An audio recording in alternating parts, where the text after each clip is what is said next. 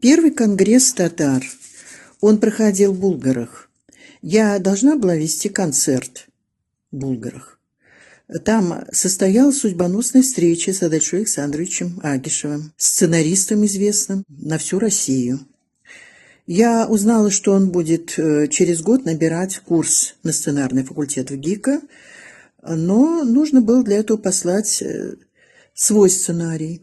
Послала. Прошел год. Думаю, наверное, ничего не получилось.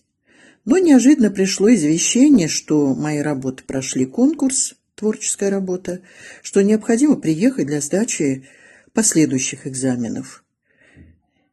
Я поняла тогда, что поеду обязательно, и прошла на первый курс, начала обучаться на сценарном факультете в ГИКа.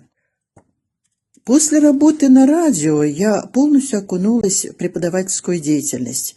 Интересно было вести занятия с вокалистами в Институте культуры. Они занимались вокалом, я же заставляла их двигаться. Для этого мне помогали какие-то этюды, мизансцены я ставила и так далее. Я заставляла их более глубоко понимать текст их песен, находить какие-то смысловые акценты. Для них это было сначала очень сложно, потому что каждый из них был музыкантом, они занимались нотами, музыкой, а тут я заставляла их работать над текстом. До этого с ними никто так не занимался.